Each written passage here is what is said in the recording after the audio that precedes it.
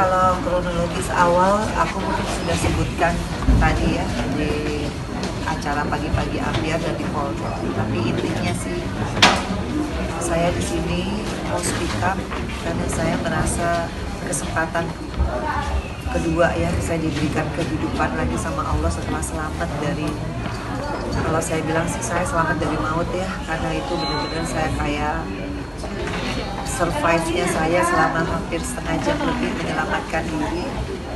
Saya masih bisa berdiri sekarang di sini, artinya kedepannya insya Allah kalau saya dikasih kesempatan untuk bisa juga sama-sama dengan semua survivor atau penyintas KDRT ya, buat perempuan semua di seluruh Indonesia, saya pengen banget untuk mensosialisasikan bahwa kita nggak boleh takut untuk speak up, kita harus juga punya sikap yang tegas untuk KDRT ini, karena jujur saya nggak pernah nyangka di hidup saya usia 50 tahun saya bisa mengalami ini sendiri dan dilakukan oleh orang yang paling kita percaya, karena suami itu adalah orang yang sangat kita percaya, bukan hanya yang kita cintai, bukan hanya yang kita hargai, tapi yang kita percaya hidup mati kita itu ada di kehidupannya dia.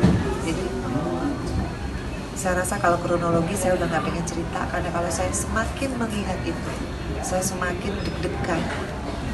Setiap malam saya tidur itu, saya udah kunci pintu, saya bangun lagi, saya cek lagi. Tidur, saya nangis, karena shocknya mungkin baru saat ini. Kemarin itu 2 hari, saya benar-benar hanya jiwa survive saya aja yang dominan.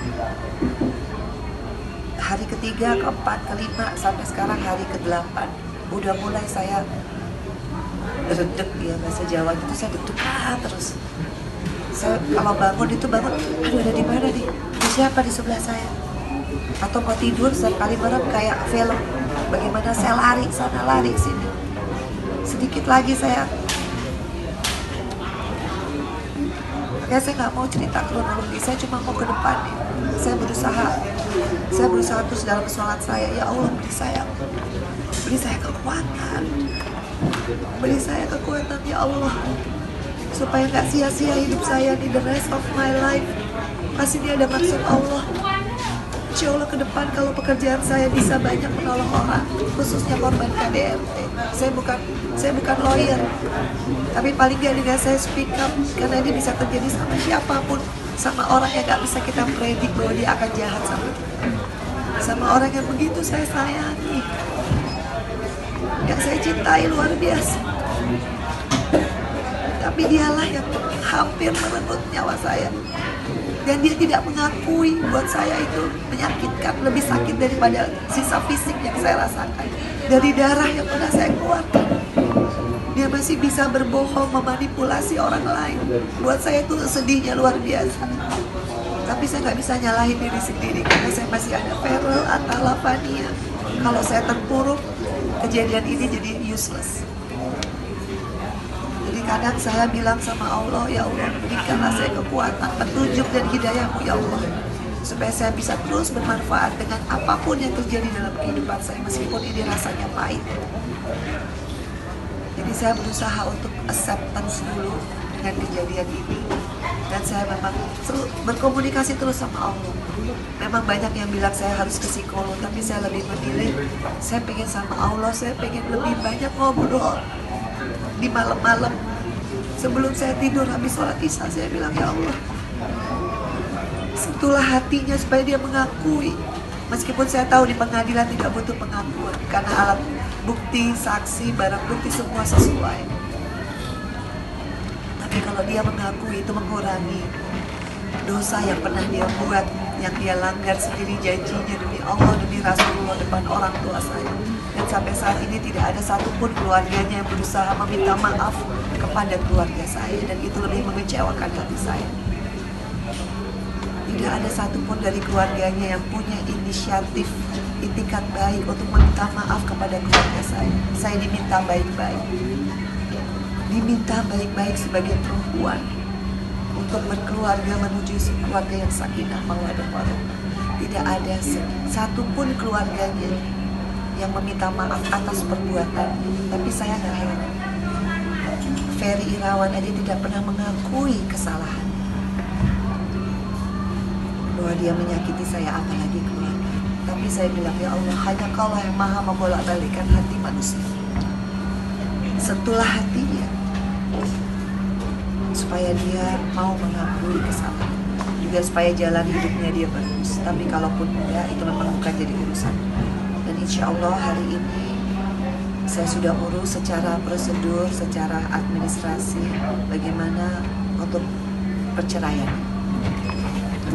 Juga saya sudah mulai pelan-pelan kembali lagi, bisa kerja lagi, bisa percaya diri lagi. Makasih banget buat khususnya ibu saya, Mama Ayu, Papa saya, Papa Jimmy, adik-adik saya, Reza yang juga pengacara saya, Pak Hotman, luar biasa. Khususnya Vero sama Atala nggak pernah nyalain Mama satu patah kata apapun. Itu membuat Mama jauh lebih baik perasaan, tidak merasa guilty feeling sama kalian karena kalian sudah mengingatkan, tapi Mama terobos semua orang. Ya insya Allah dengan Mama bisa bangkit, Vero, Atala terus ya melanjutkan apa yang sudah Mama buat. Kamu yang apalagi Vero nanti mau ke politik, kamu harus jadikan ini sebagai isu.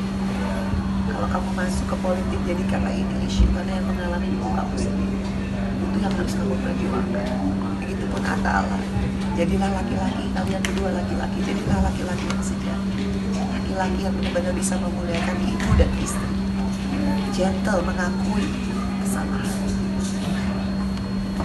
Itu aja Mbak yang ingin saya sampaikan. Jadi saya nggak mau ngomong kronologis, buat saya semuanya udah lewat, udah jelas semuanya. Untuk proses perceraian berarti emang sudah diurus ya Tante? Tidak, udah diurus dari Bang Hotman juga.